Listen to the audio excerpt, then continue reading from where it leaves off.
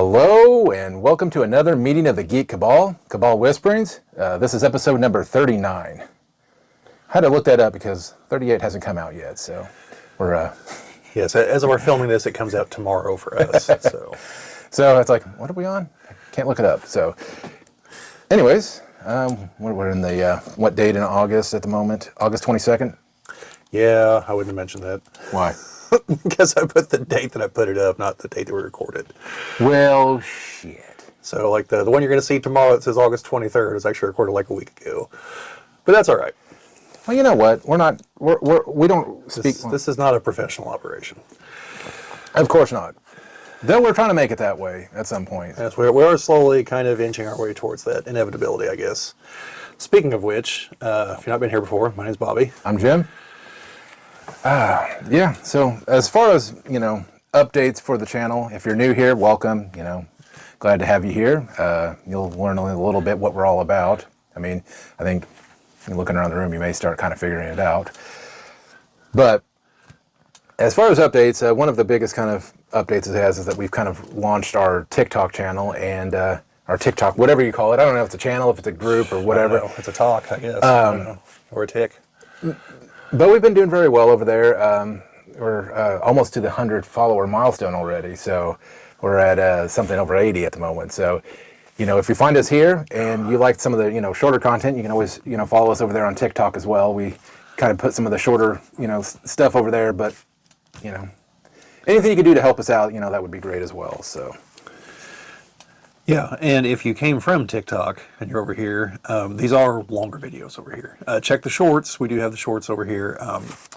I think it's a lot of the same back and forth at the moment, but there will come a point where we do make ones exclusively for one or the other. So, yeah. I mean, right now, since we have both, we're kind of just filling both, but... Yeah. We're trying to figure out what works where, Yeah, and it's interesting looking at the analytics because... I think here, Battletech is kind of reigns supreme. Over on TikTok, Battletech does okay, but it's not the number one stuff. Actually, right now, I think your alien videos have been the highest. Yeah, well, the first one did a lot better than I thought it would, because most of my reviews, I do them because I like them, not because we're getting tons of views on them. Yeah, and that first video is at almost 300 views at the moment. And the second one's already over 100. So is that on YouTube or is yeah, that's on YouTube. Yeah. So yeah, I guess it's. I don't think it's because I'm like a particularly great reviewer or anything, but I think it's just highly topical at the moment, and just yeah. Right now, I'm looking at what you're at 521 and 415. Oh, for your two alien ones. Now, TikTok is a different beast altogether. The numbers don't always mean what you think they mean because the way that they're fed to you. Yeah, because it's literally like a second of view time, and it's a view, right? Yes. Yeah. Yeah, pretty much if they look at your video, it shows up as a view. Well, I think YouTube actually switched to that for the shorts recently. So we understand that the numbers don't always tell the whatever, but your videos have also had a lot of interactions with them. So I think they've had probably the more genuine comments that I've had to come to you and, get a response for, not just, hey, good video kind of comments. So always appreciated when people comment either on our, on our videos, because I like that interaction. We like to see, where maybe we were thinking a little bit wrong or differently or whatever. And yeah, well, like the alien videos. Okay, so I mentioned this in the second alien video. I just want to throw this out here very, very briefly. I try not to watch other reviews before I make my review videos because I want to just have my thoughts on them. However, a lot of times once I watch another review video, I'm like, that person had a good point about X, or, there's something I missed over here, because I'm not a professional critic by any stretch of the imagination. Oh, I thought you were Cisco and or Ebert. Yes, I'm a hybrid. I'm both. I give a thumbs up and thumbs down, so it's neutral, but kind of like the Roman emperors. But a minor side note, for those of you that don't know, apparently thumbs down is actually don't kill them. Or actually, I think thumbs down didn't mean anything. Thumbs up meant to kill them. As far as, and it's this, I think, is spare them. If you watch the commentary on the Gladiator movie on the DVD and Blu-ray, Ridley Scott talks about that, but he mentioned that, culturally, no one knows that, so he couldn't put that in the movie because people would be like, what the hell's going on? So he's like, I've just got to go with people understand now, but he's like, but I want everyone to know I know it's wrong. So, but anyway, So there was a criticism of the first two episodes that I felt was very valid, that I brought up in the third episode, and in the second episode that I made of the third episode. So, I do try to correct those things once I catch them. And however, I also felt that there's a reason for it, which I also explained, and I got some comments on that on YouTube, and I tried to spell out my point of view as to why I think that, well, yes, the criticism is valid. It's also in line with other things we've seen in the Alien movies. Namely that there was a decision that was made that on the surface appears to be stupid, and I agree it's a stupid decision by the character.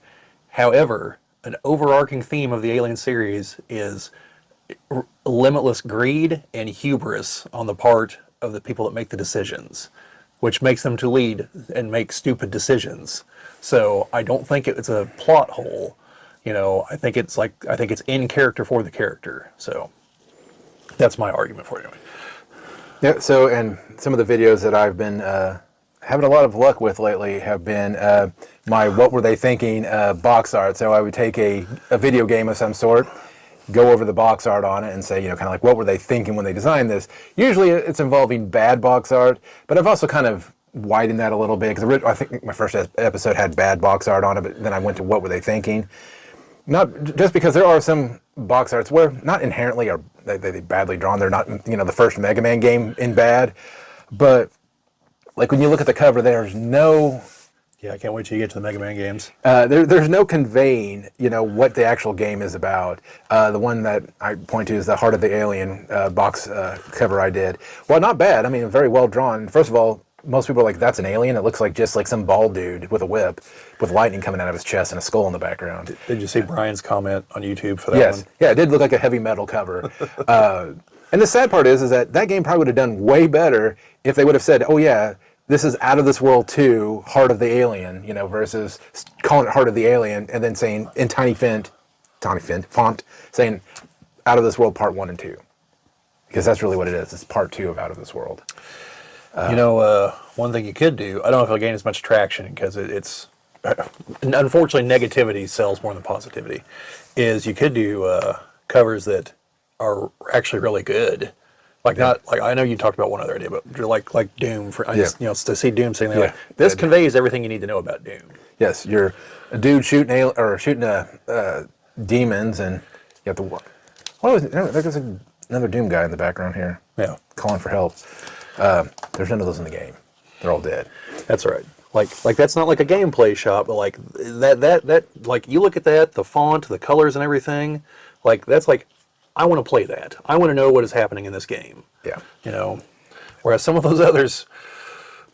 And the thing is, and I thought of, because the expansion or the expanding of that thought I was debating on doing was was bad or good box art on a bad game. So that way you get a combination of both. You got good box art and on a game that sucks. Yeah. Because there's plenty of those out there.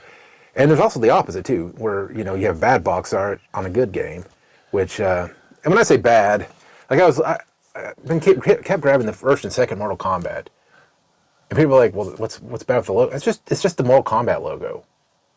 I mean, don't get me wrong, like it does what it needs to do. I mean, it doesn't have to sell you anything. Like the controversy is what sold that game. Yeah. But if you think about it now, if somebody didn't know what Mortal Kombat was and all they saw was Mortal Kombat with a K and the dragon, they'd be like, what is this? What is it? Is this going to, They would have the reaction that one of the characters in Twisted Metal Season 2 had, which, by the way, that's been excellent so far. Because they're having John Doe train for the Twisted Metal tournament, and the way they're having him train is to play video games. And whenever you see the stack of games, the top game is Twisted Metal 2. But he gets back on the outside eventually, and like they're fighting somewhere, and the woman's like, "Oh, your fighting skills seem to improve." He's like, "Yeah, they had Mortal Kombat in there too," and she's like, "Well, whatever that is."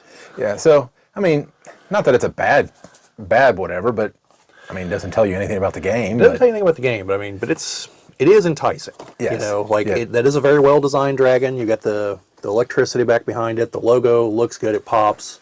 But yeah, from a telling you anything about the game. And again, it's a different world. Like games nowadays, you just I thought I turned that down. You don't quite get the box art like you used to get.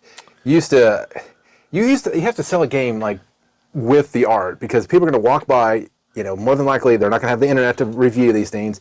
You're going to have, maybe a magazine you may see it in. But for those people just shopping, it was a time of just having to walk by, look at a game on a shelf and say, yeah, that's what I'm going to buy. And some of them, and the funny thing is, some of them with the bad box art are the ones that are worth the most money. For example, the Ghost Line I did. Did I send that one to you? Ghost Line. Oh, Ghost Lion, yes. Yeah. Okay, because it's got a woman on there that looks like she's from an 80s hair band with a white line in the background. So I was like, if you didn't read the box and you just saw Ghost Line and seen this, rocker-looking girl on the front, you'd be like, what the hell is this? And I jokingly said that it's probably for, you're playing in a hair metal band going from gig to gig, which actually isn't too far from the one Beavis and Butthead game where you're trying to get your GWAR tickets. GWAR tickets, wow.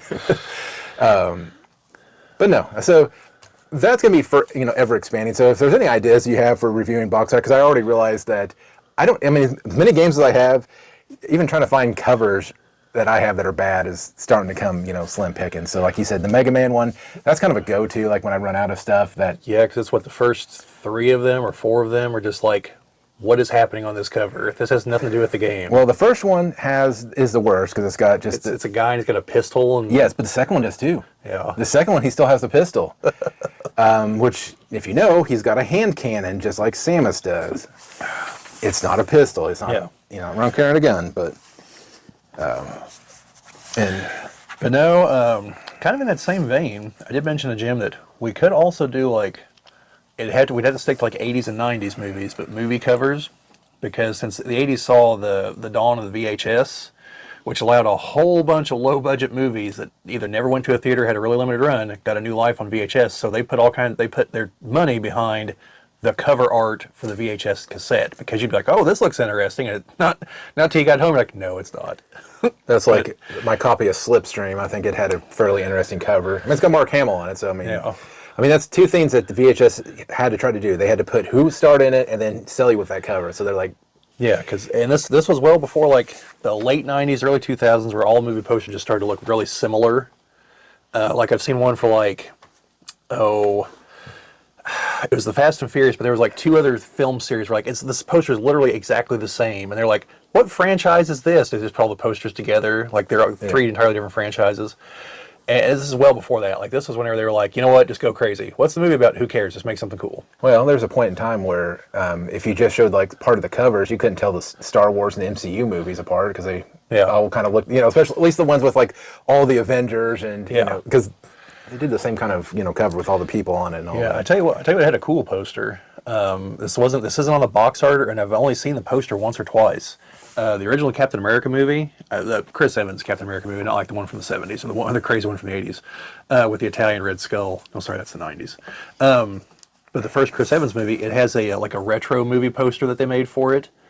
So it looks like it's from like the 40s. It's a really cool poster.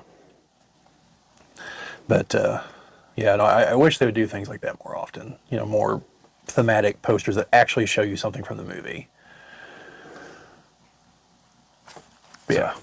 Well, and I was going to say, in some of the format, these big old CEDs, I know we've talked about these before on previous videos, but I love these. Now, the only problem is that on a shelf, you have to display it like this.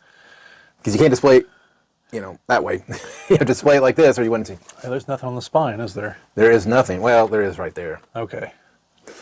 So there is a little bit of a label on there. But, when you're selling this on the shelf, you'd have to sell it like this. But this is when, art could actually be displayed and hand-drawn. Well, I assume you probably put them like records, where they'd be in a row. But anyways, if any of that stuff sounds good, let us know. Because as I said, that's kind of the big update is the kind of direction that we're going with videos. We're obviously still filming on both both platforms. One of us is kind of focusing. Bobbie focuses kind of more on the YouTube side of things. I'm focusing more on the TikTok side of things, thanks to my fiance. Yay! But we're still planning on having videos on both and all of that. So, anything else? As far as updates, just that I still have material from Gen Con, because I've so far mainly been doing like the unboxings and stuff. I haven't even got to like all the footage I shot at Gen Con. That's another big like edit, because I've got to go through all that. As soon as Chad is able to hook up with me to record, I'm going to get his thoughts on Gen Con, and we're going to try to do at least another episode of the Toys Tabletop and Beyond, because I noticed the other day, I think it was June, the last episode we did, because there's some stuff I want to talk about there. And then I put up a video of myself and Levi talking about, originally it was supposed to be just us talking about a very specific horror topic, but as happens, it kind of sprawled. And I realized, like, I want to have him for other videos because he likes horror movies like I do. So I just branded that as Talking Horror. Don't know how frequent the episodes are going to be, but it's out there now too. We are already planning episode 2, so there will at least be a second episode. But yeah, I think that's most of the update stuff. Still got more BattleTech unboxing videos. Like, I've already filmed several of them, and they're on YouTube. They're just not up yet. They're loaded and everything, ready to go. Yep. Yeah. As soon as Thunderbolts is on Disney Plus, which is like next week, if I remember correctly. So by the time this is out, that'll probably already have happened. Plan on doing a review of it once I'm able to watch it, and then probably like a summer movie wrap up where I talk about the big movies of the summer and how they mostly failed. So we'll kind of examine that. But yeah, that's most of the updates for the moment. Yeah. All right. Well, good. And I always like those updates because we have like a set thing we're going to go, and then we just go off the rails immediately. So it's all right. It's all right. Okay, so first topic that we have, and this is one that we got to, there's a little, at least the first part is a little bit of kid gloves with, because I don't want to get into the political realm of things. Yeah, we're not gonna mention some of the jokes we've heard elsewhere. But that is the latest changes in branding for certain brands. The one that most people probably have heard of is the Cracker Barrel rebranding, and all I can say is, the very first thing you see is they went to the most generic logo I think you could possibly go with.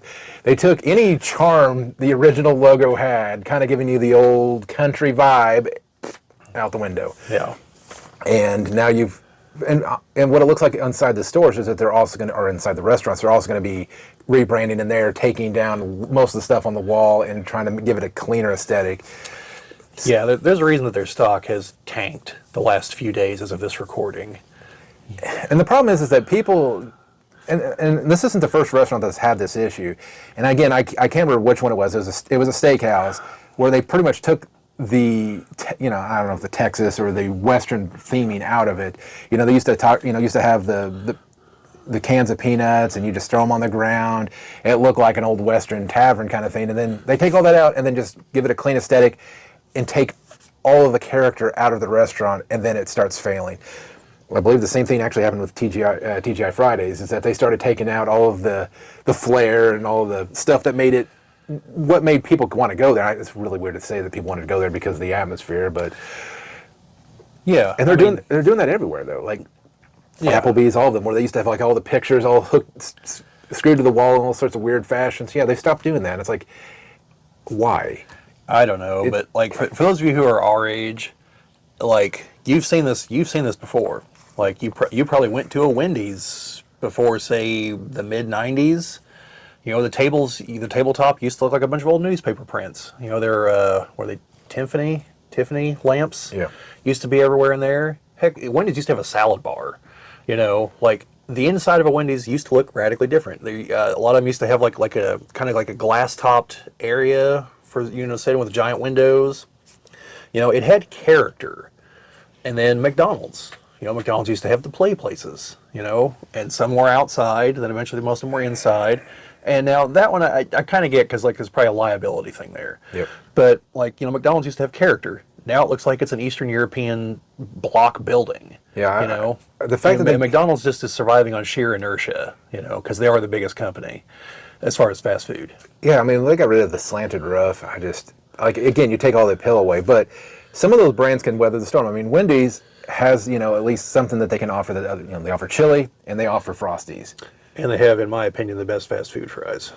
Yeah, the sea salt fries, I believe, is what those are. Yeah, but I mean, I don't get it. I don't get what you're removing the identity of that. I mean, people go to Cracker Barrel for that identity. You got the chairs outside. You've got the farm stuff on the walls. You got the little general store with all the knickknacks and the various like weird sodas that you don't find anyplace else. grape knee high in a glass bottle. I mean, where am I going to find that now? You know. I mean, that next thing I'm going to see is our local Amish restaurant go and start putting neon lights inside. But no, it's part of a larger trend, and like I said, you know, we've seen it before with other restaurants. Like I see people always post pictures of what Taco Bell used to look like on the inside. You remember back in the '90s, when that was like neon green and some purple and like colors that only existed back in the '90s, apparently. Yes.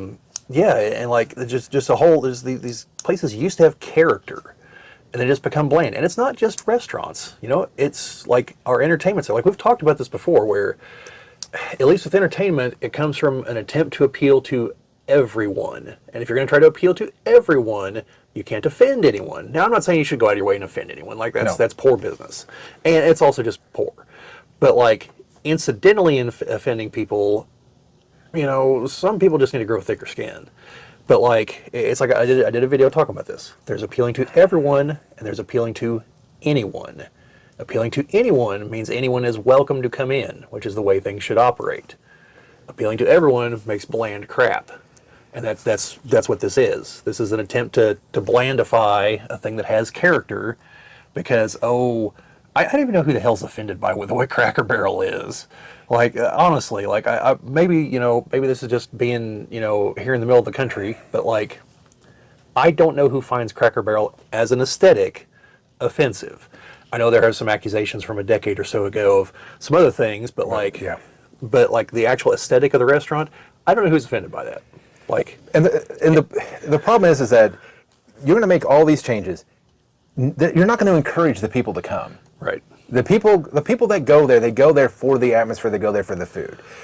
People are not going to just all of a sudden go, oh, you've changed it to this new logo and you've changed it to this. I'm going to go there now. I never went there before because, you know, the general store, but now I'm going to go. No, it's not going to happen. All you're going to do is people are going to come, because the next thing's going to happen is they're going to change the aesthetic, and then they're going to go after the menu. Yeah. It's just inevitable because they're going to be like, I don't know, we're going to offer, you know, vegan options or something. And I'm like, I mean, I get having vegan options. Yeah, but, and to be clear, there's nothing wrong with having vegan options or anything. But and like I've seen some of the videos, like I'm not even gonna sit here and criticize if they're gonna have like soy lattes or whatever. Like, you know, that's fine as long as you still have the other stuff. Yes. You know, like you keep the fried chicken, you better not touch the hash brown casserole. You like the people will come with pitchforks and torches if you do that. Like I think that's the one thing that like I don't know who goes there that doesn't like that. You know. So. But yeah, it's just so stupid, and I don't want to be. No, I'm not even going to go down that road. What?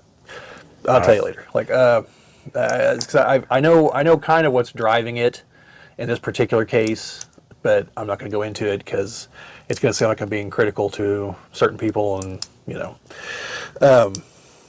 and I'm not. You know, I'm not intentionally like. But anyway, that sounds stupidly vague. It's similar to what happened to Bud Light, where there was a person put in charge of some of the branding things that wanted to stop it from appealing to one group of people and try to appeal to another group of people, and didn't realize that, no, this is where the brand lives. No one over here wants it. You cannot put lipstick on this pig and make them want it. You can only piss off this group, and that's where Cracker Barrel is. There are the people that like Cracker Barrel for the aesthetic, for the food, for the price, whatever. You're never going to win over the more urban folks who dislike it for some reason, okay?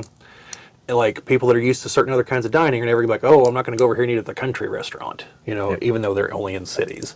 Like, you're never, those people, you cannot change this enough to win these people over.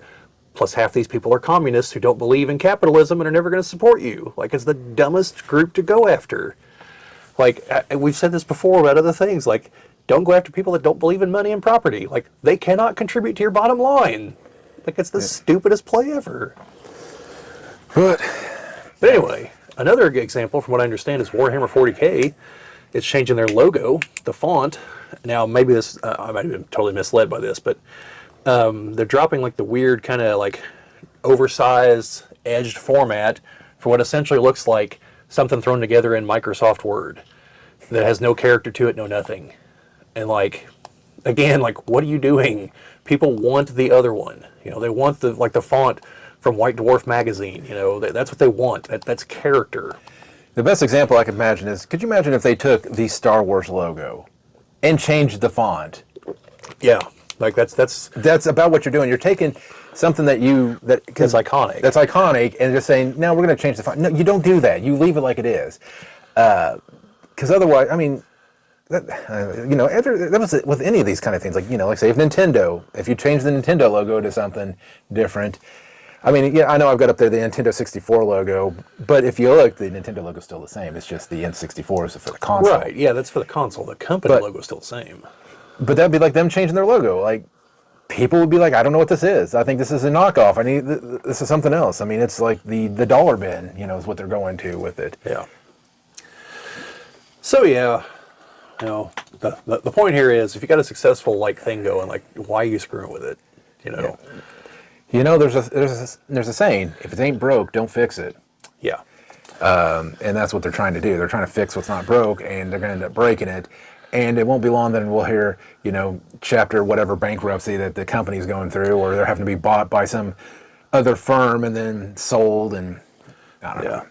Well, that's a whole other thing. I know, with the Warhammer thing, the thing I saw talking about it, tried to basically pin it on shareholders.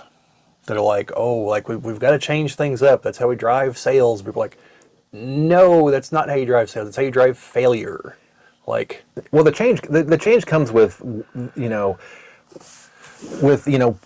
by listening to the people that are buying your stuff, and they're not going to be changing the logo. They're saying, we want maybe these figures, or we want this kind of a set or theme or whatever. You listen to them. They're the ones that are telling you this is what we want.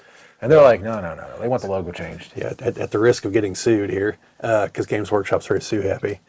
They don't listen to their fans at all. Straight up. One of the reasons BattleTech is so successful at the moment is because they're capitalizing on the fact that Games Workshop perpetually pisses off large chunks of their fan base. Because all they do is they just keep raising prices, they keep releasing new editions, which force you to buy new miniatures, and the churn is real for them. And so they're probably counting on the fact that half the players right now didn't play 2 editions ago. So if they change the logo now, in 3 editions, no one's even going to remember the old one because they've lost all the players that played during that era. That's probably what they're counting on. Well, it makes me wonder if that's not what WizKids did when they made their big switch. It's like they were trying to appeal to a new audience at the risk of alienating their existing player base by making as big of a change as they did. You mean the HeroClix? Yeah. To the rule stuff and the cards and everything? Sorry, I guess I should have played in that more. I was kind of more thinking that out. But yeah, when HeroClix made that big change, I mean, that's when I dropped out. Yeah, I mean... Pandemic didn't help either, but... No. But, that's what a lot of these companies count on, is that they're counting on, say Games Workshop does change the logo like I read they're going to. Well, any new people that come in, to them, that will always have been the way. They'll hear about the before times in the long, long ago. Yep. In Mad Max Beyond Thunderdome with the cave paintings and everything. But, to them, that will always be the past. It's like someone that comes into Star Wars now, or came in with the new trilogy. And they thought it was okay, or they even enjoyed it. And then they look at the older movies. Well, the older movies have always existed to them, they've always been there. That's the past. And to them, the now is 7, 8, and 9. And so, they're all the ups and downs and everything with the prequels and the original movies and the hype of, the big reveal in Empire, none of that's going to mean anything to them, The only thing that's going to matter is the now. And so to them, Star Wars will always have been 7, 8, 9. By the way, I feel incredibly sad for those people. You missed out. But yeah, that's what they're counting on, is that they're, the people that would push back, well, they're eventually just going to grow old and die. And these are companies and they're immortal, so. Yeah. Like real people, which is why they're, legally people. Not the single dumbest thing to ever come out of the Supreme Court. That's probably actually the whole, making slavery legal thing. That was probably the single dumbest thing to come out of the Supreme Court. But this one's definitely in, top 5. Companies are not people. They don't die. You can't marry them. You can't send them to jail. It's utterly stupid. Well, there's probably some money put in their pocket to say it, so. Yeah, I mean, it comes from a ruling from over a century ago involving railroads, if I remember right. So, yeah. Oh, you mean some of the richest people back in their times? Yeah. Again, money. And there's probably some legality to it that made that work for them. So, anyways, the moral of the story for anybody that was watching this and trying to take note of what to do and what not to do, if you've got something that's working, just leave it be, and listen to your fans and make improvements that way. Not all your fans, because there are sometimes where people have really stupid ideas. Yeah. And there is also another situation where you don't want to listen to your fans. Not that anyone watching this is probably in this situation, and I don't think we're in this situation, but if you're in like a creative field, you actually don't want to listen to your fans because you could wind up in a situation where they actually had a good idea, and now you can't use it because they're going to be able to claim that they gave you the idea. Oh yeah. So that's why, like, anytime you go to a convention and like there's a comic creative there, and you say, "Hey, I've got a good story idea," they'll try to stop you right there if they can, because they don't want to hear it because it might be a good story idea, and then they can't use it. Even if you think there'd be a way that you could be like, "Hey, look, guy, whoever they are, guy, gal, whatever," and be like, "Hey, look, I'll sign anything. I don't want any money. My idea is free and clear. Here it is." But no, it just opens up a whole box of headaches they don't need. So Yeah, I could imagine going to like some sort of like someone that's writing for X-Men, and you're just like, "Hey, Cyclops should do," and you're like, "Well, Cyclops would do that anyways." Cyclops is an asshole. Okay, well, that's my story idea. Like, well, it's already kind of a. Cyclops is just misunderstood, Jim. He's not an asshole. Okay, how about Wolverine's an asshole? Well, Wolverine is an asshole. He keeps trying to steal a married man's wife. Like, I mean, he's a colossal asshole. And he's also like 200 years older than her. He needs to hook up with, like, I don't know, Selene. Then she'd be the one robbing the cradle. She's like 10,000 years old. Yeah, well. Like, the only person that's even remotely like her, in her age range is Apocalypse. Well, that's why I like the one line that Beast in the, I think it was the third X-Men movie, where he was telling Wolverine that he was working for the government long before he had claws, and Wolverine's kind of like, "Dude, I fought in the Civil War." Yeah. You son of a bitch. That's all right. Tell you, Beast is an asshole. Like, you want to go down that road? Like, the Watcher actually came to him and is literally like, "You are a disappointment, Hank McCoy.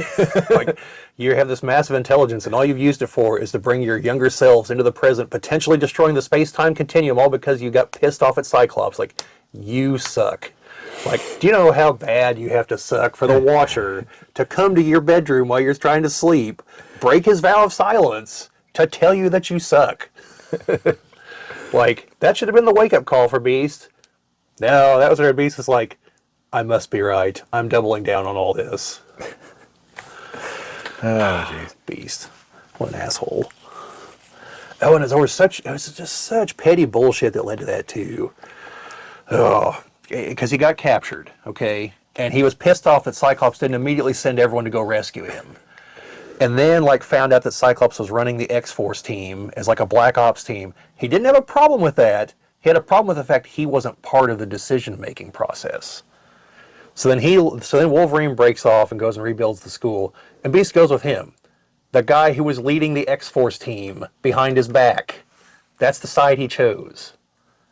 What an asshole. Well, I used to like Beast.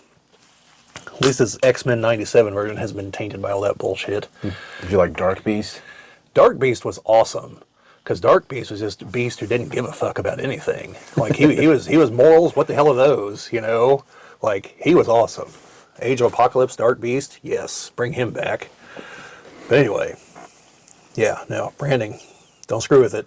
By the way, Jim, after this, we're going to have a meeting about changing the branding. Yeah, I've got to change the logo. Yeah.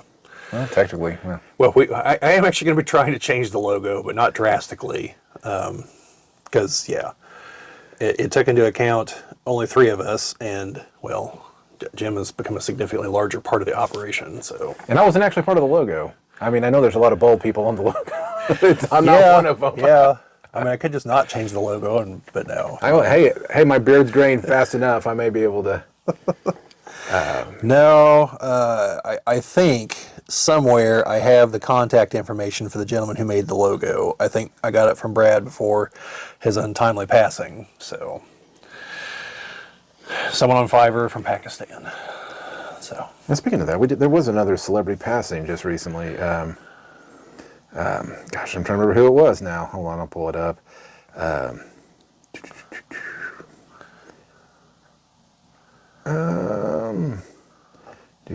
It was just recently.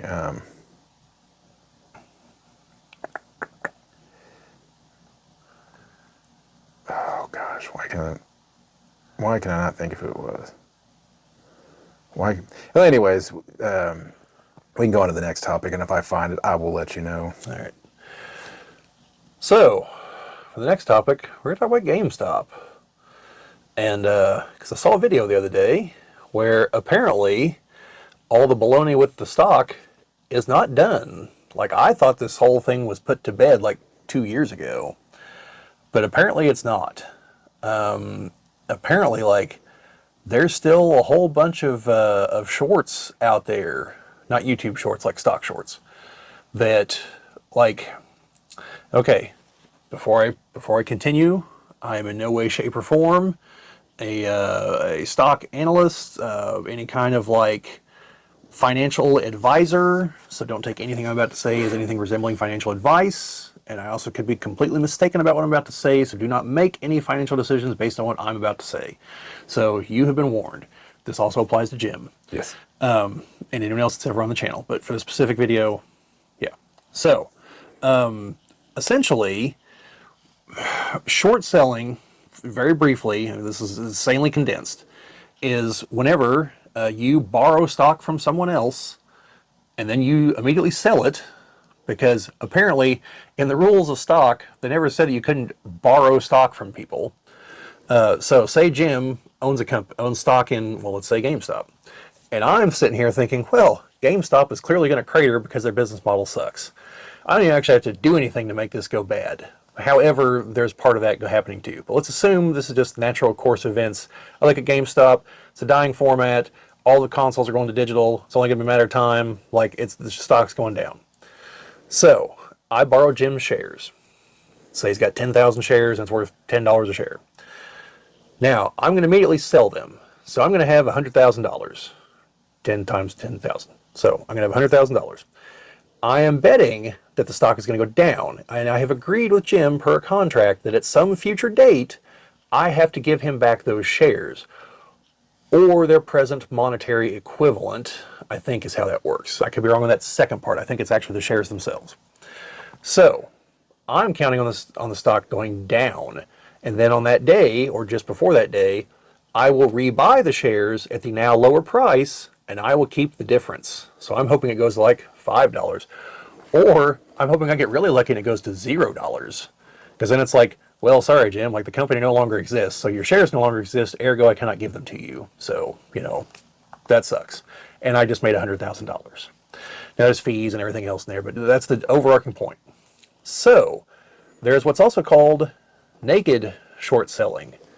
This is where you essentially, and I don't know how one does this, because I would think there's checks and balances for this kind of thing, but essentially, you basically claim to have the shares and then sell them, but who did you actually borrow them from?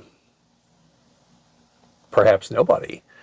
And at the moment, that's what the deal is with GameStop. There's more stock owed to people than actually exists. So the people that owe the other people the shares, they've got to get it somewhere. And the other people that bought it all, they're like, no, you have to buy it from us. We own all the stock now. You have no other choice, and we ain't selling. So they're trying to push the issue to bankrupt the hedge funds and to go one step further and get these people thrown in prison because it's illegal what they've done. Yep. I'm not a lawyer either. That's not legal advice. That's not my legal opinion. This is someone else's opinion. But that appears to be what is happening, is that they were rolling so far and so long doing this to other companies, and no one was bothering to check. And so they finally overstepped And someone figured out based on, because shorts are public knowledge, like they're publicly available contracts, and they did the math and like there's not enough stock to cover this, and so they just started buying it up, and then they started telling other people to start buying it up, and so everyone started buying it, and it was down to like $2 or $3 a share, and then that's whenever it took off because all of a sudden all these people had to buy it back, and these other people could name their price, literally name their price. And they're like, yeah, sure, $150 a share. They're like, okay, I've got to buy it. So, and then they lost all kinds of money because they had to rebuy all those shares at 50 times what they paid for them. And hedge funds have gone out of business because of this single stock, but also because of AMC, because the same thing happened to AMC. And so like with GameStop, the thing is like, then they got a new CEO who's actually like not trying to destroy the company like the previous one was, because this also all ties into Bain Capital and groups like that buy companies to destroy them. Like they did at Toys R Us? Yes, Bain Capital of Mitt Romney fame is the company that destroyed Toys R Us. I think they also are the company that destroyed KB Toys, if I remember correctly. Yeah, I mean, it's ridiculous because the last big toy store out there. Yeah, well, it's they did to that what they've done to other companies. Like this is why Red Lobster ran into trouble. Again, not a lawyer, not an economist, but I'm going to try to give you my explanation real quick from what I understand.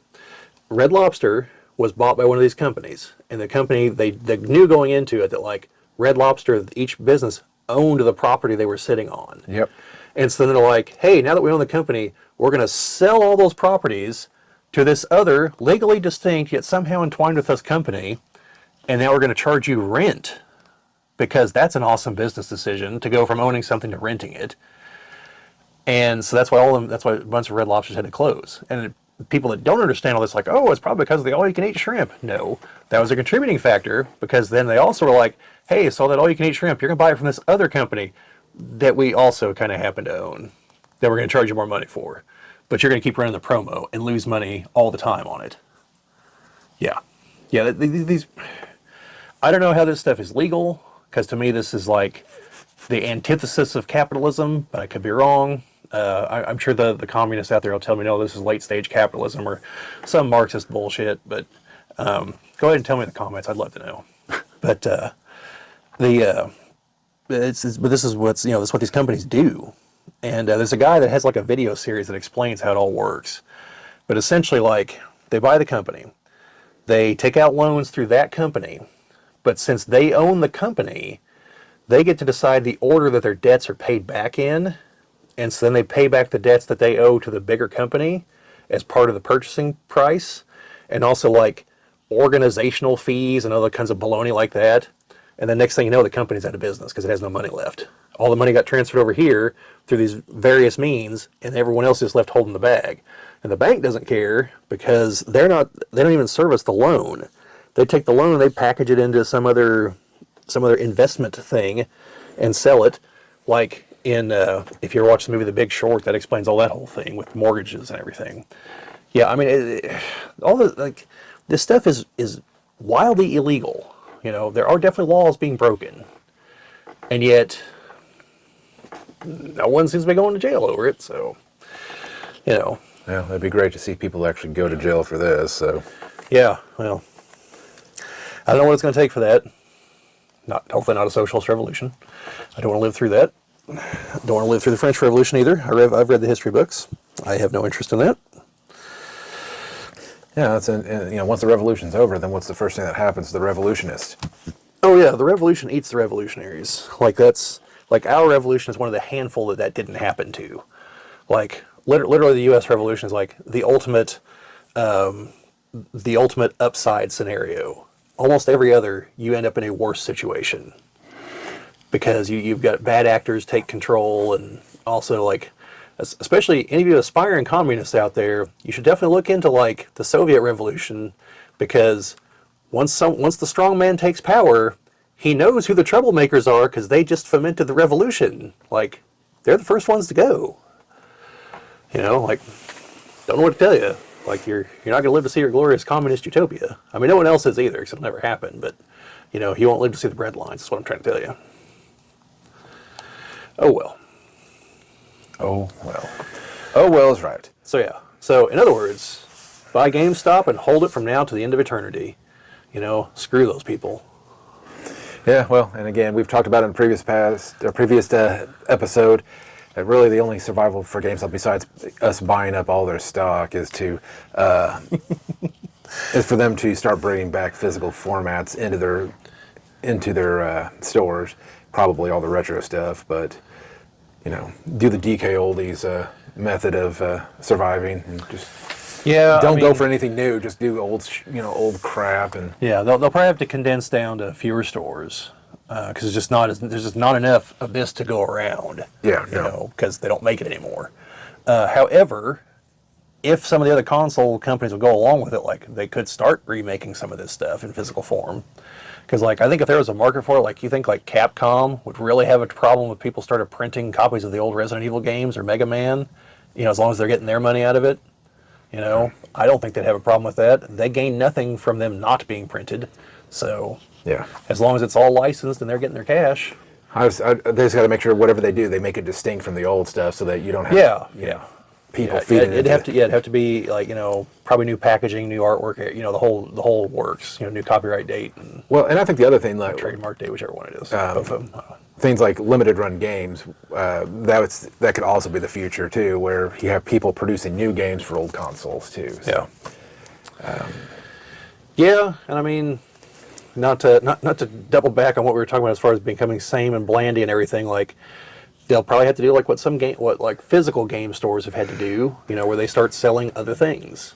I mean, GameStop already does that, but a lot of physical game stores also sell comic books and they also sell drinks and things like that. And a lot of them, I think, probably pay the rent with the drinks. Because you go buy a 12-pack, even though they're astronomically priced now, $5, $6 anymore, I think. But sell each can for $1, you're doubling your money.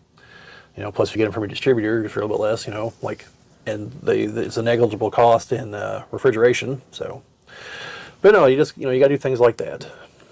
Yeah, that's probably another conversation another time. It's just the things that we've seen that have gone the way of the dodo. I mean, like smoking sections in a restaurant or rental stores in general. Yeah. I mean, my cousin actually texted me the other day, Gabe, and said that he actually made it to the last Blockbuster that's still open. Yeah. And I got to talk to him about it, and I realized, I don't think I ever actually went into a Blockbuster. Yeah, we did. I went to plenty of the video stores, but we just didn't have them around here. And he realized, he's like, I don't think I ever did either. It's the first one I went into was the last one that exists. Yep. I was like, that's kind of ironic, but. Which is funny because it actually probably survives a lot on the fact that it's the last one. Yeah. It advertises that fact. So. And I think you can buy merch and everything there, and they've got memorabilia and different things in there. I believe Stephen Colbert bought Russell Crowe's jockstrap from the boxing movie and donated it to him. He's like, I got some official memorabilia for you here. And they're just kind of thanks. But no, I think it'd be a good topic. Definitely. If you have any ideas of things that we can discuss that have gone to the wayside, definitely let us know in the comments down below. Oh, it's like this video I saw. These parents are they hand their kids a rotary phone, and they're like, here's the phone number. You have 4 minutes to dial this. Let's see if you can do it. No. It took them 3 minutes to realize they had to pick up the phone to actually accomplish anything. Well, how do you dial the second number? The parents are just sitting there cracking up. Well, and I get them not understanding because if you didn't grow up with that, you would have never. Yeah. But that is one thing. Hell, having a phone in your home is coming a rarity. Like I said, we're filming this in my parents' basement at the moment because that's the only place I have to put all my stuff to keep it safe. Because I don't have any room in my house at the moment. But they still have a physical phone. I haven't had a phone in the last 15, 20 years. We've still got one, but no one ever answers it. Because we're literally all sit there looking at it if they really want to get a hold of us, they call our cell phones. It's got to be someone for advertising, and if it's important, they'll leave a message.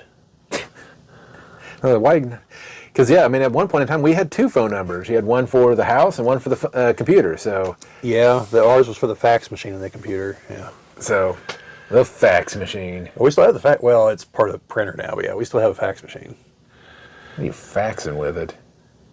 Not much anymore, but usually I just scan it and email it now. But the Japanese are big on the fax machine, though.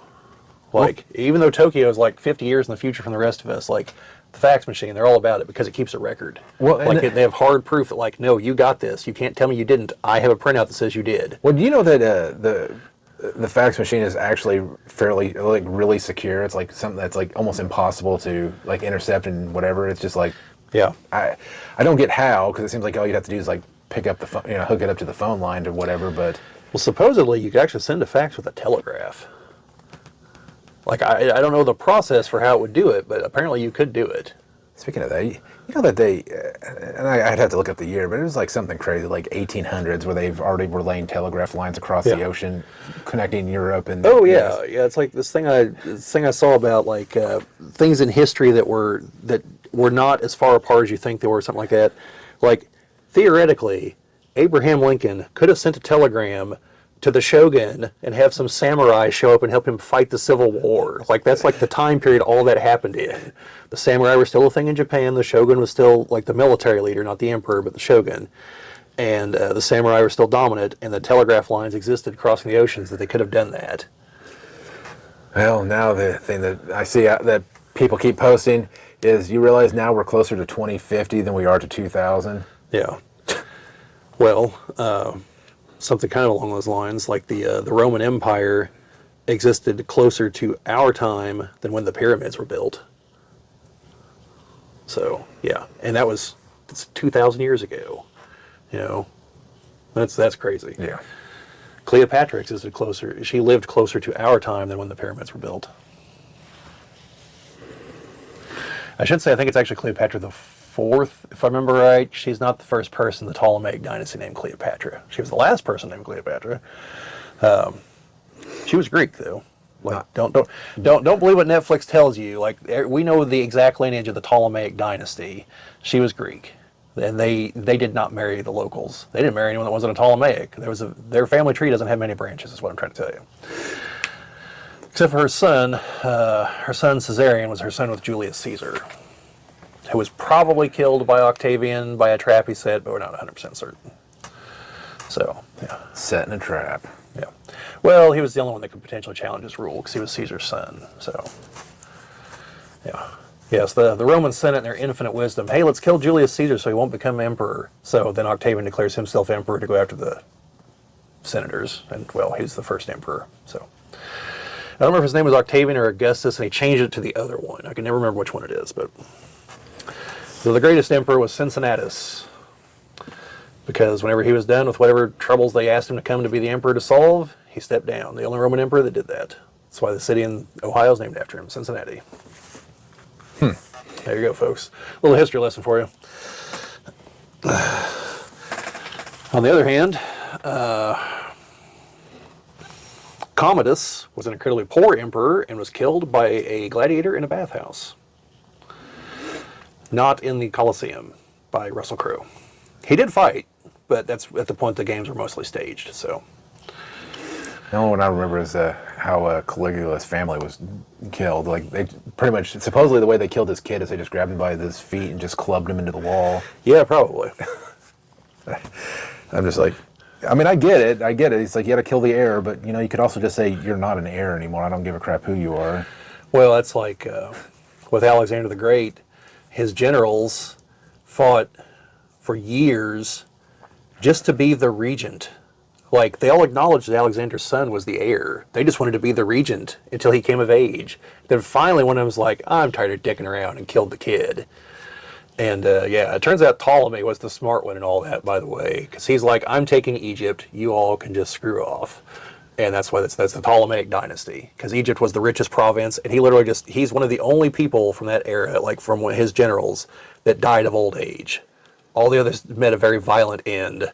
He's one of the only two that died of old age, if I remember right. So yeah, Ptolemy was the smart one. All right. Yeah. So, no idea what that has anything to do with GameStop. I don't think they're going to have a fight for the emperorship of GameStop. Although there's one guy that's holding all kinds of shares that one person's like, I think this is just going to end with you just owning GameStop, dude. Like, you're going to be the CEO. You're like, well, I've owned 50% of the... But yeah. So, on to the woes of another company that we've kind of talked a little bit about this before, but now it's like, they've said something about this publicly now, so now they're being ridiculed. So we're going to pile on. Disney is bemoaning the fact they have a lack of a male audience. And they're like, oh, if only we owned some properties that could help us fix this problem. Everyone's like, that's why you bought Star Wars and Marvel. Do you not remember that? And then you put people in charge of them who are like, hey, let's not pursue that audience. Yeah, Let's turn these into girl brands. They might as well have got the CEO Cracker Barrel in. Yeah. Yeah. And to be clear, there's absolutely nothing wrong with girl brands. And there's nothing wrong with pursuing a female audience for either of those other two brands. Star Wars and the MCU should be inclusive. There are plenty of female Star Wars fans, you know, but when it comes to branding, the bulk of the franchise, the bulk of the fans are male. It generally appeals more to men than to women. And again, there's nothing wrong with making products that appeal more to women than to men. Like that's, you know, that's a smart business decision.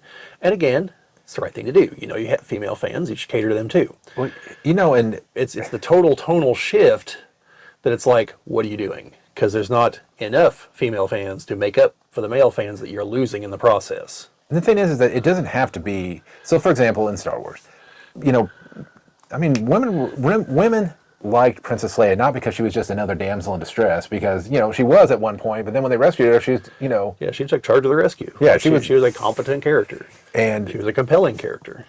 And the other thing is that it doesn't even have to be, you know, like say for example, like Harry Potter. I mean, Harry Potter's loved across the board, not because it's a strong woman character, strong this. It's a good storytelling, and that is what people like about it, and that's why it's all around. It's not, you know, and don't get me wrong, there's probably fans, you know, women fans that say like I like Hermione, you know, she's my favorite character, but I mean for the most part, it's the good storytelling that holds that all together.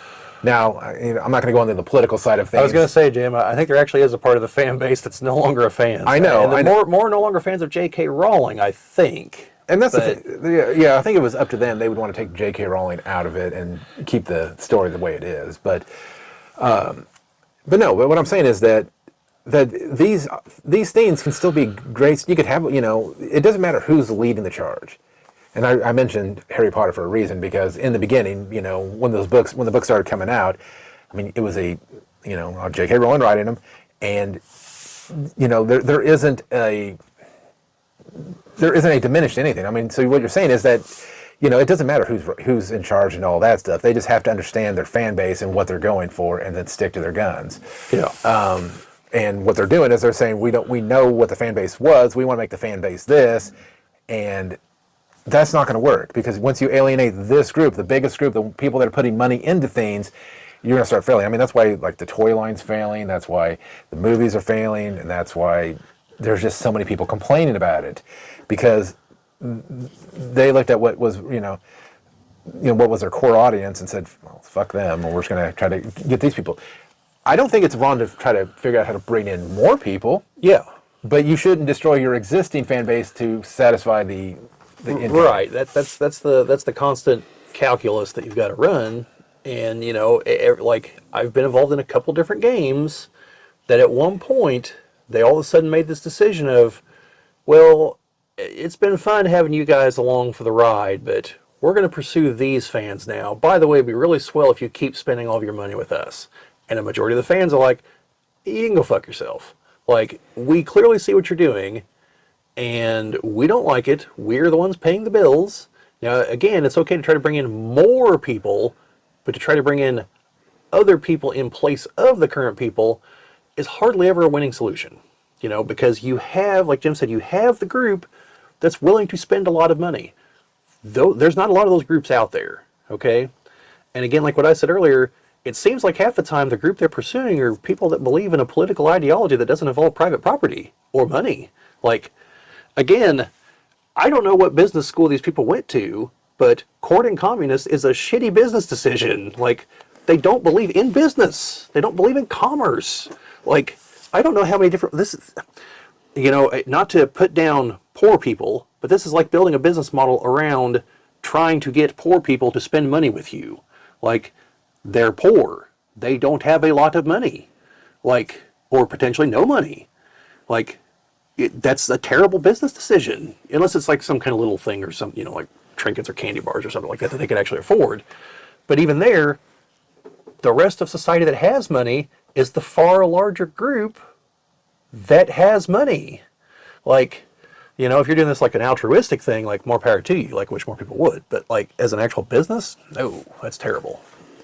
And so, yeah, it's, like with Star Wars, like Jim mentioned, like the toys. Now, some people will mention that toy sales in general have been on decline for a while because video games are supplanting toys. But I can look at other Hasbro properties, like the G.I. Joe Classified line, G.I. Joe, which presently has no movies, no cartoon, a comic book that actually here is pretty good, but I haven't been reading it. Like it's mainly survived as a comic book property for the longest time, with the occasional like cartoon or movie here and there. And that is just that sells out constantly for the G.I. Joe Classified figures.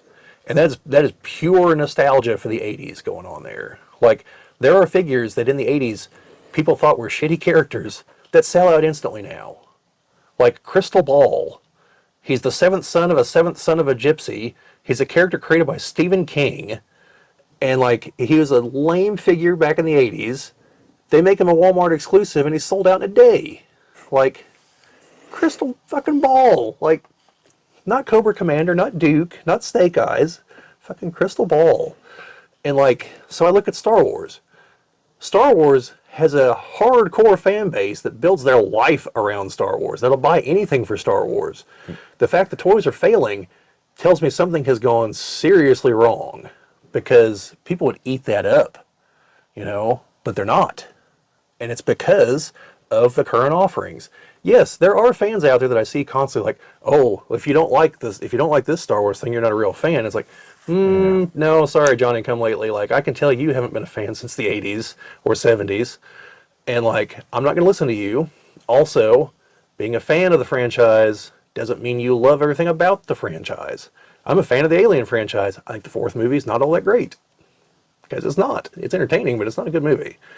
And the third movie is kind of sketchy too, But I like other parts of it. I think Alien and Aliens are two of the best movies ever made. Yep. But like, that doesn't mean I have to absolutely love every other part of the franchise. I think the original Star Wars trilogy not easily, there is competition in the form of Lord of the Rings. There's only one other trilogy that comes close to comparing, that's Lord of the Rings. Anything else is like, there's Star Wars, there's Lord of the Rings, there's everything else ever made by man. Like, that's the way I feel about it. Prequel trilogy, unfortunately it's somewhere down here, but it's on the upper end, kind of. Well, then the Hobbit trilogy would be... Oh yeah, the Hobbit trilogy is down there somewhere in the trash. Like, I don't understand how you can... I mean, I get it being of lesser, because they're not going to put the budget into it. But it didn't have to be. And one, it didn't need to be a trilogy, but... No. I mean, I could see... The shortest of the 4 books gets its own trilogy. I could see him splitting it maybe into 2. 2 maybe, yeah. But, yeah, no. Not a... And the thing is that when we went in and watched The Force Awakens... There was a start to something there. Was it a perfect movie? No, but there was at least a start. There's a thing, and none of it. We didn't come back and say, "Oh, there's a female lead as the main character." No, I thought Rey was. I thought her character was fine. I thought, we had all these options. We're like, "Oh, you've got Rey here. You've got Finn, who may also be Force sensitive, and then you've got your Han kind of relate. And I know you had Han Solo in it, but you had, with Poe Dameron, you had kind of your I don't know, kind of combination of Han and Wedge Antilles mixed into one person. The pilot that can do anything. And it was a good start. I couldn't tell you how many conversations we had about where it was going to go. And who Snoke was? Yes.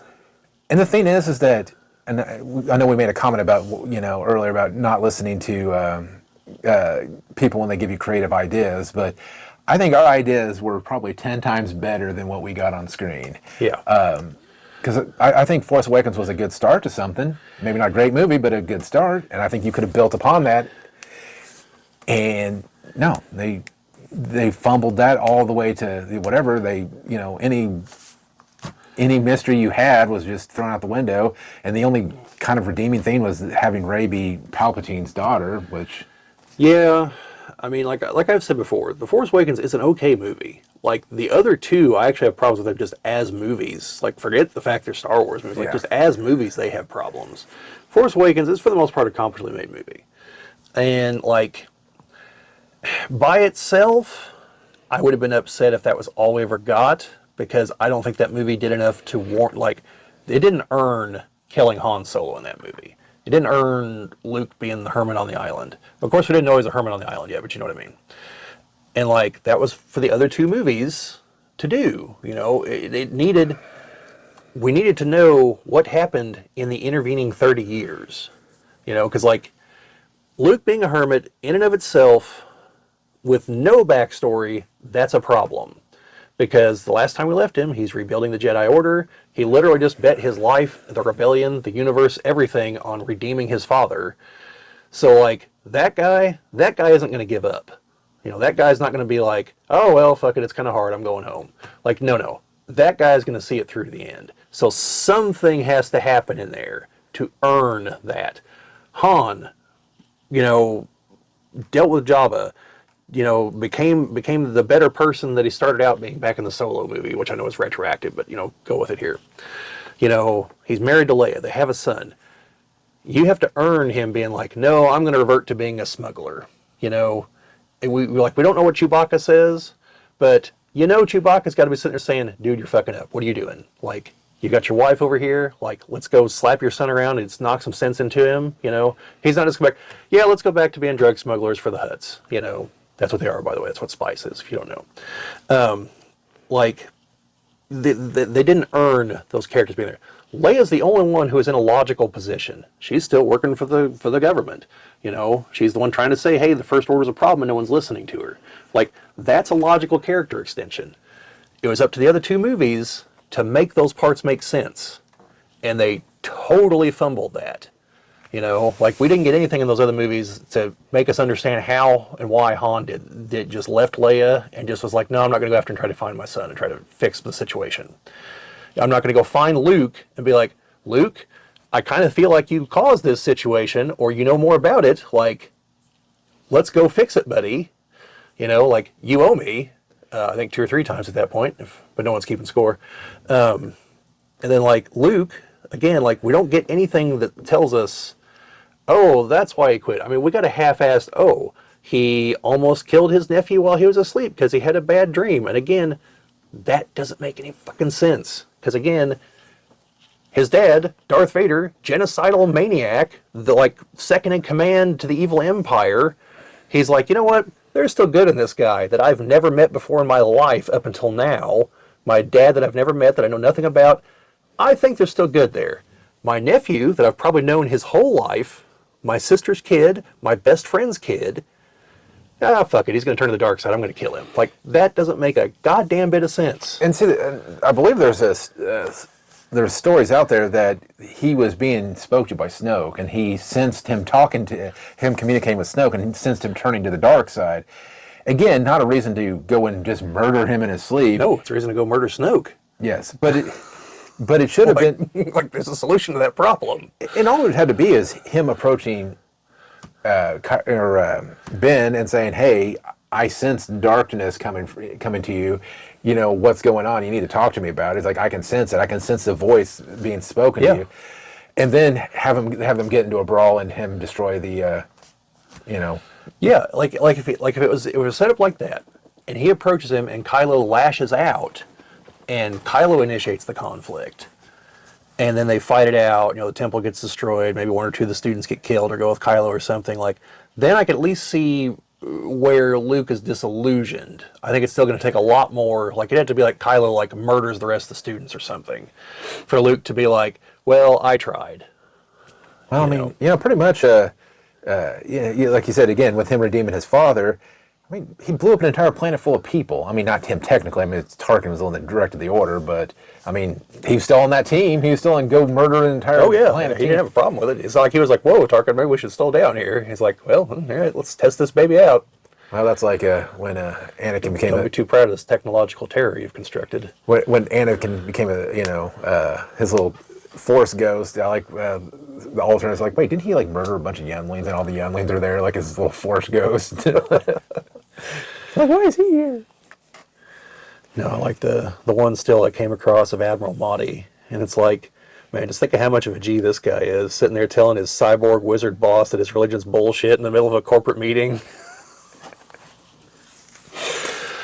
But yeah, like, so Disney, their big problem was, part of the reason they bought Star Wars was to have an in with boys.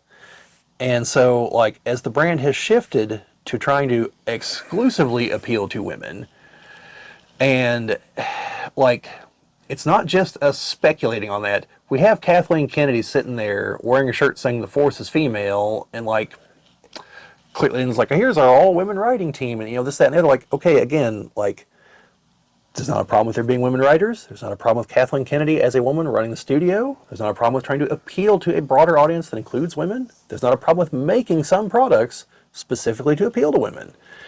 It's when you take the entire franchise and you're like, oh, so yeah, don't worry. We've got them hooked. Like, we're just going to go over here now. We're going to trash talk these guys, and if any of them get uppity about it, we'll just call them sexist.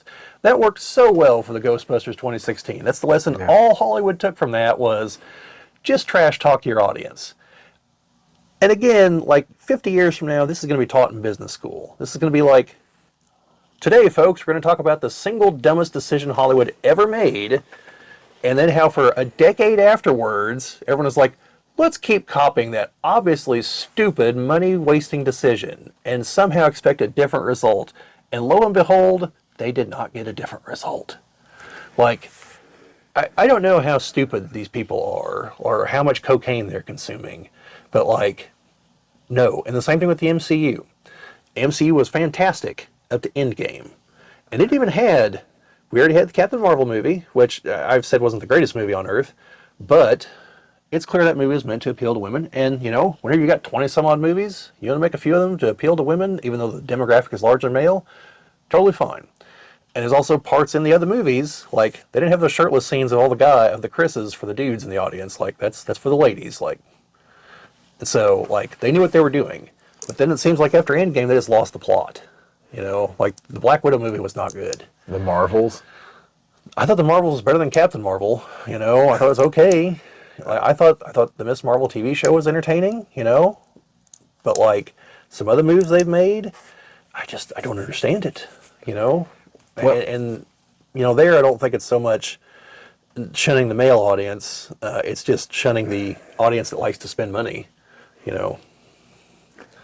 So I mean, really, the whole theme of all this. Well, first of all, with the Marvel movies is you've got decades of comics that have people, you know, coming to you wanting to watch your movies. Stick to that. I get making movie adaptations of that, changing it to fit into a movie format, and make it something different so that, you know, it fits into the multiverse, that it's, you know, its own thing. But it shouldn't be a deviation so far to one side that you've now lost what made the comics great. And same thing with the Star Wars, is that the original trilogy still holds up today. People are still watching the original trilogy, not because it had some message of, you know, their time or our time, but it was just a story that was... Oh yeah, there's already articles talking about the fact A New Hope is going to be back in theaters in 2 years, in 2027. This is 2025 if you're watching this at some distant future date. That's 2 years from now. They're already writing articles about the fact A New Hope is going to be back in theaters. Like, that's how much hype the original Star Wars trilogy has. I mean, don't get me wrong, I guess there are political thrillers that are of the time, you know, set and all that stuff. But, you know, the movies that last the test of time are not trying to, like, smash with some message of that time. It's just telling a good story, you know, something that people want to escape to. I don't know. And even with Star Trek, with their messaging, they do it in such a way that it's not like smashing you over the head with a brick. For the most part. For the most part. Well, except for the one episode with the, I'd say in the Next Generation, the one that was like the one that everyone tries to forget, where it's like the tribe of people with and the one that takes Tasha Yar. And, yeah. I don't remember what the episode is, but there are a few that are just like, But for the most part, There's actually a scene in one, like a little sequence in one episode that was taken out for the British audience. when they were talking about the Irish, Yeah, where Data is like, he like concludes like, he's like, well, sir, like a look at human history says that actually you do achieve an awful lot through violence. And Picard's like, I'd like to believe that's not the case. And Data's kind of like, the data suggests otherwise. speaking of Data, I saw a thing where it was Pulaski kept calling him Data. And he's like, it's Data. And he's like, you said Data. And he's just like, I know, that's what I said, Data. Like, my name's Data. Whole conversation just... But Pulaski. I felt bad because I think she got put into a role that people happen just to really like. Gates McFadden just, or Beverly Crusher as a character better than, even though her character development later in the series just got really weird, especially like her sleeping with a ghost. Oh, yes, the episode we can never reference enough. Oh, here's the episode where Dr. Crusher sleeps with a ghost who slept with all the other women in her family. See, nothing about that screams, hey, this is kind of push the message. I don't know what the message there would be. Like, necrophilia is bad. Like, I thought everyone knew that, but... But what I'm trying to get at is that, you talk about like Alien and Aliens. I mean, look how old those movies are, and they still stand up to the test of time because they weren't written for the time; they were written for all the time. Yeah, I mean, there are themes in Alien and Aliens. Like, Aliens is literally supposed to be space Vietnam. That's why the Marines go in; they're all hard ass, and that's why they lose.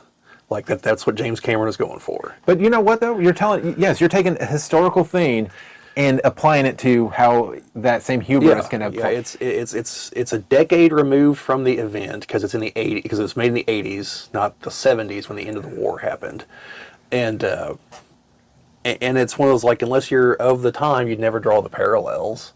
Somewhat like Star Trek 6, unless you knew that was meant to be a commentary on Chernobyl and the end of the Cold War, you would never guess that. Well, I mean, hell, Avatar is. Not the Last Airbender, but the Avatar movies. I mean, that's kind of like a Native American. Yeah, it's Dances with Wolves in space. Yes. Yeah. But again, you don't have to be from that time to relate to that kind of a message. So I said, if they take a like I said, for like Aliens, they took something from Vietnam and then made a space movie about it, but didn't make it like smashing it in your head, that it's that direct correlation. It's just inspired. Yeah, you didn't have Hicks at some point being like, oh, this is just like that conflict I read about that happened 300 years ago on Earth in Southeast Asia.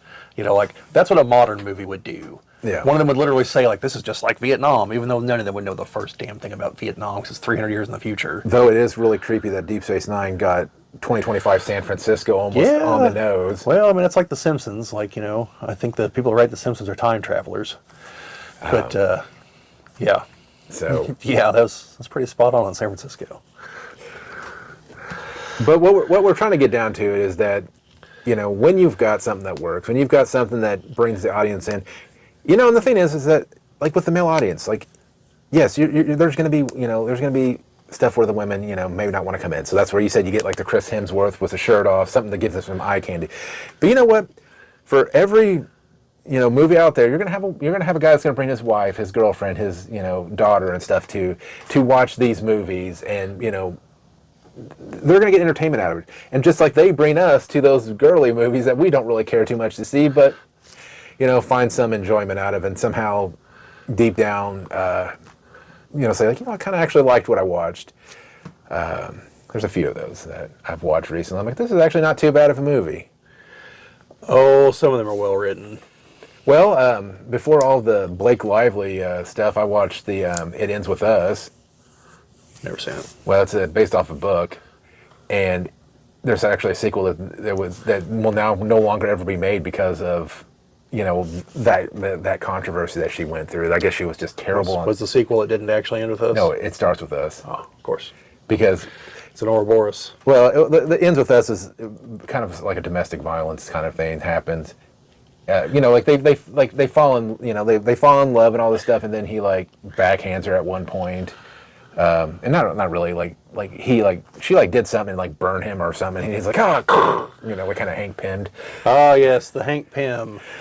And then the other one was her, finding love and building up whatever. But will never happen because of, like I said, because of Blake Lively. So, and I guess like she had a thing for her male lead, and then Ryan Reynolds was in like, I'm going to be on set every day because, you know, he was not happy with the way things were going. I don't know the whole story. I caught the fiance was trying to tell me, you know, exactly what was going on. But the bad part is that it was a fairly decent movie. Like, there was a little weirdness to it. But Well, now he can just set up cameras everywhere since he owns Mint Mobile and just use the mobile data plan to.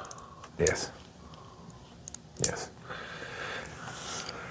Anyways, you got anything else you want to talk about? Any? No, I think we've kind of exceeded our what we were trying to shoot for last time. So at least we haven't hit the 2 hour mark. We're at an hour and a half. So plus there's a few minutes of just fooling around that you'll not see because we just started the camera rolling before we got everything all set up.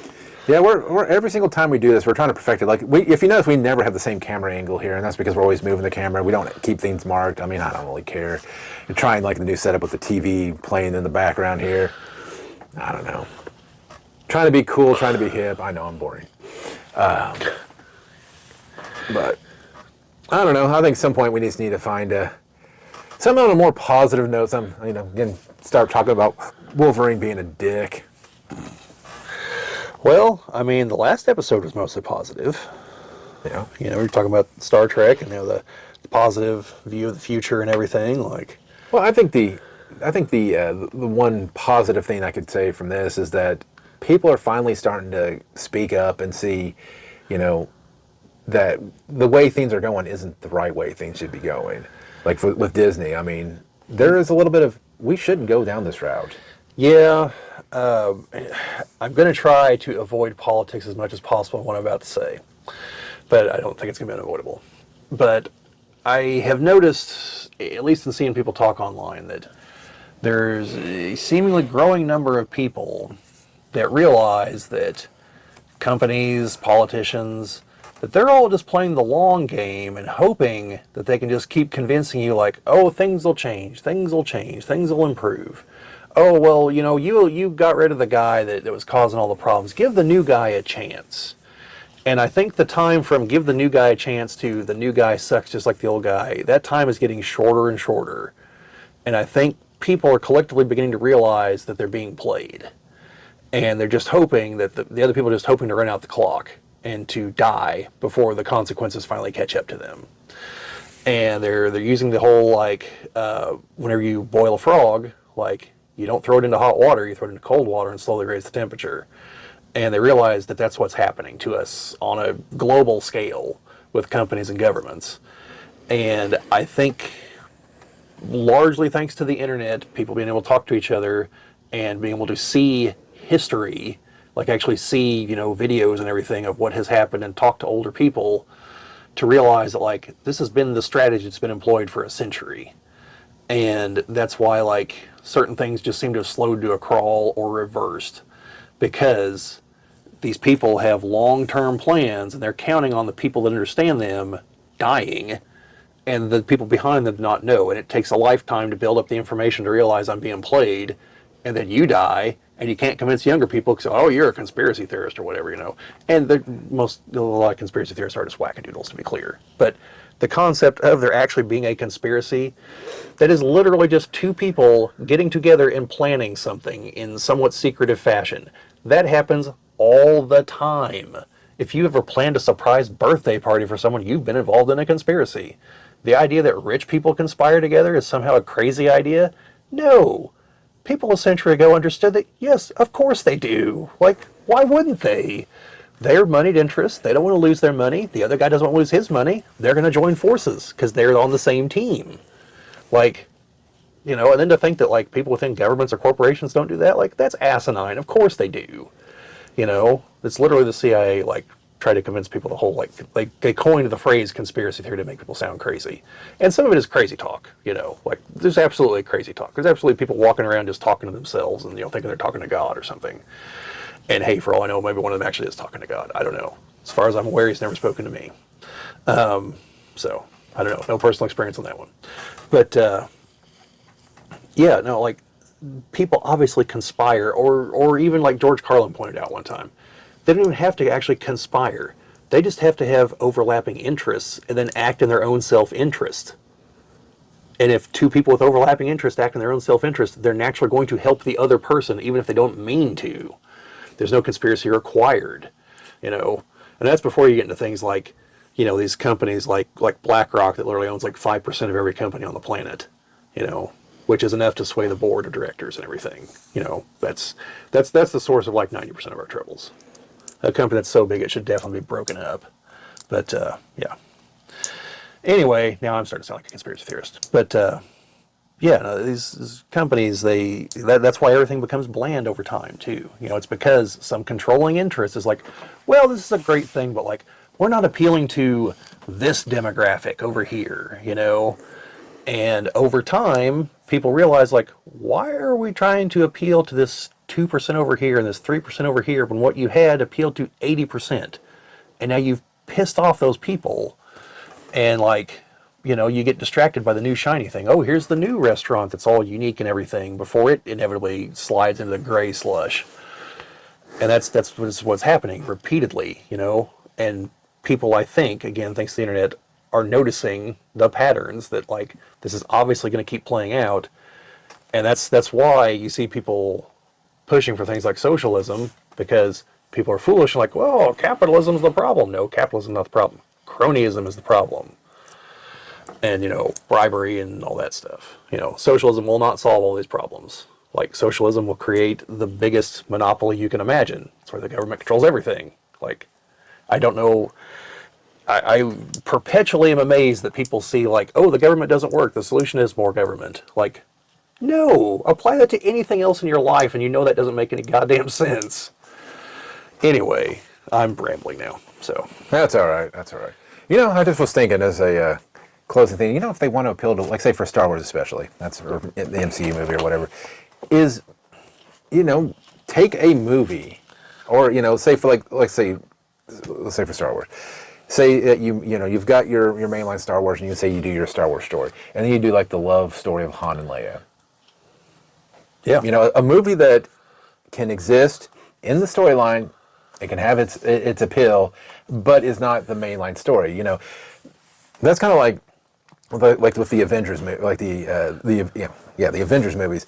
Like, each one was kind of a set in stone kind of thing, what it was going to be. You know, like the other ones could tell like their own little stories here and there, but in the grand scheme of things, the main storyline is the Avengers storyline.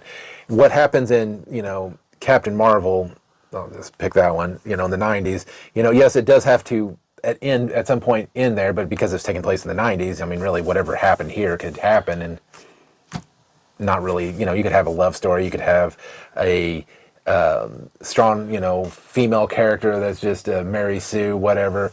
You know, you can make a movie that appeals, but you have to keep that main continuity for everyone. yeah. You know, like you have the Star Wars, what the Star Wars sequel trilogy should have been, you know, this, and then you could have interjected Star Wars stories. Again, you know, I don't think Solo was a bad movie. I don't think it was was it unnecessary? Yes, but this is necessary. These small tales, the small stories, are just filler. They're just things to entertain. They're just things that don't have to be there, but if you want to go watch it, it's there. And I think that's the way they could have appealed to the demographic that they wanted to appeal to, is, you know, make a story that, you know, doesn't really affect the main line, but maybe just tell something that appeals to whoever you're trying to appeal to at that point. Yeah, I mean, that's definitely an option. I think that, like you said earlier, I don't think like Rey being the main character is a problem, because again, you know, in the original trilogy we have Leia. She's one of the main three characters. Like, and no one there, as far as I can't imagine there being a single Star Wars fan out there who's like, you know, the original trilogy would have been so much better if it just would have been three dudes. Like, no one says that. You know, people like Leia, like they like her as a character. You know, I'm sure there's a handful that are out there like only like her from how she looked in the beginning of Return of the Jedi, but you know, that's what you're going to get sometimes. And not as Bouge, I mean, like once she was with Jabba. But like having Rey being the main character, that's not a problem. If there's a problem, it's because the writers are terrible writers and don't understand that, like, the way you don't have to tear down other characters to elevate a character. Rey doesn't have to be better at everything than everybody. Rey can just be competent at some things, still need help, and as the trilogy progresses, become stronger, similar to Luke, so then at the end, if she's the one that's got to face down whatever the big bad is, we will have seen her grow into that role and be ready for it, instead of just, oh, she could have literally done this back in The Force Awakens. Yeah, her fighting Kylo Ren in that was really the down point. I mean, it should have just been him like beating her back and just toying with her, and then the planet splits apart, and he's like, "You're lucky because I was just toying with you at this point. You were nothing to me." Yeah, something like that. Actually needing the other people to help rescue her, and a few other things. Like, that's all it really would have taken. And then actually have Luke try to train her and not just be like, yeah, well, stay here on my island of porgs, leave, I don't care, whatever. Just don't touch my Jedi books. Because clearly they're important to me, despite the fact I have completely turned my back on the Jedi Order. So whenever Yoda's Force Ghost, who shoots lightning at it and catches on fire, and a heretofore unseen ability happens, like, whatever. But anyway, I'm not bitter about any of that. So... Not at all. No. So, you could have, had her as the main character, that helps your appeal, because you have a female main character. And she can be the obvious main character. That's not the problem. The problem is when she's doing things that even Luke can't do, or couldn't do at that point, with no training whatsoever. And again, I know we can always use the excuse of, oh, it's the Force. That gets old at a certain point, Because, Anakin could do those things, but the whole point was he was filled with hubris and was going to fall to the dark side. Rey's even tempted with that and just dark side? Nah, I don't need it. Well, in the beginning, for example, Anakin in The Phantom Menace, pod racing, he didn't know why he was unnaturally good at pod racing, because he's the only human that can do it, and it's just kind of like, well, why? And it was just like he was subtly tapping into it, because yes, he was very strong in the Force. He had that Force sensitivity. That's why he was able to compete along with aliens who have faster reflexes than humans do. If that was something with Rey, where she's able to pilot, one, because she's used to being around all this stuff, but then two, her reflexes are just heightened because of her, that would have made sense. Right, because the thing to remember with Anakin and with Luke is, Anakin already knew how to pilot the pod racer. Yeah. The Force part was the reflexes, and then that, being better at it. Luke could fly already. Yeah, he had the T-15. Yeah, he could fly already, but the Force subtly working on him is how he's such a good shot. With Rey, it was the Force allows her to fly the Millennium Falcon that she's never flown before, or any other ship that she's never flown before. Yeah. She's never flown anything, and suddenly jumps in the Falcon and knows what she's doing. That's, to quote Han Solo, that's not how the Force works. Well, and but her understanding the mechanics of it, because she's used to tearing ships apart.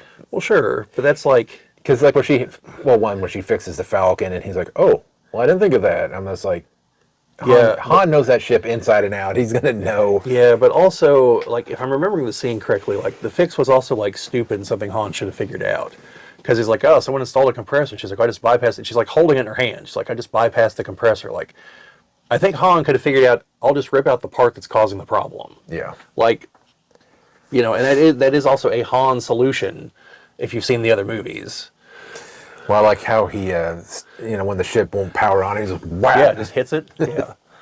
Speaking of which, I did that with the air conditioner today, and it turned on. It works. I used to do construction, Jim. Mechanical tap. Yelling at things, hitting them, that makes it work sometimes. Yeah, the mechanical tap. That's a tried and true method of getting something to work. So, but no, I think I don't want to start a whole other conversation here. We'll save it for another time. But I just want you folks to ponder this.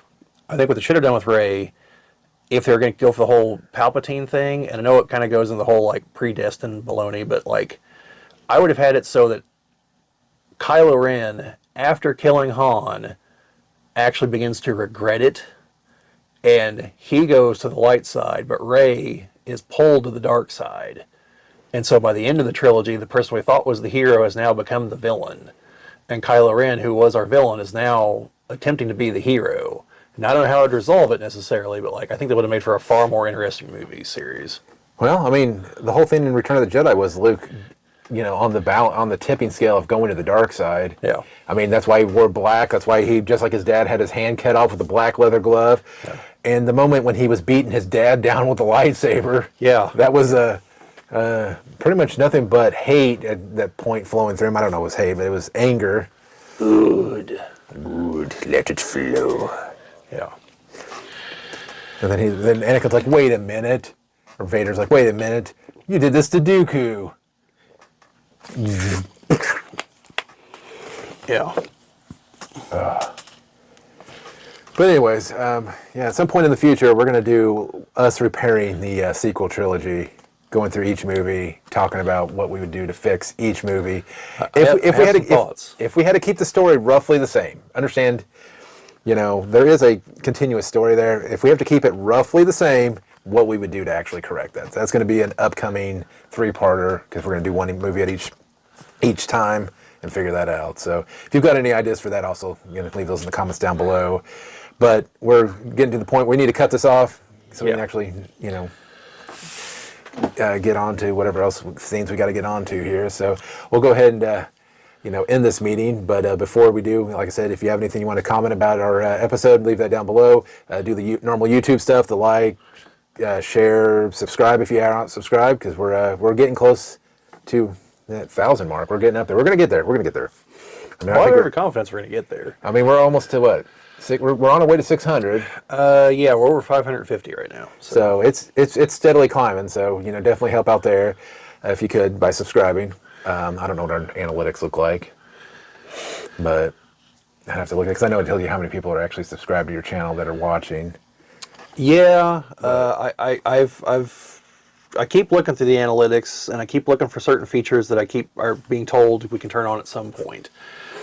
We do have the dubbing in other languages, but I think at the moment it's only Spanish is the only other one. So I don't know if I have to go in and tell it to do others or what, but I'm still working on that. I did finally figure out how to see the other countries that people are in. It's the U.S. is like half of our audience, and then it's the UK, and it starts dropping off like in a single percentages, and like Japan's in there. Canada, I think Russia was in there. So yeah, Interesting. send us a shout out from where you are. Yeah, definitely. All right. Well, anyways, we'll bring this meeting to a close, and yeah, until the next one. I don't know what kind of outro we have. We were talking Star Wars, so I don't know. Maybe the Force be with you would be one. I don't know. The Force will be with you Always. always. See you.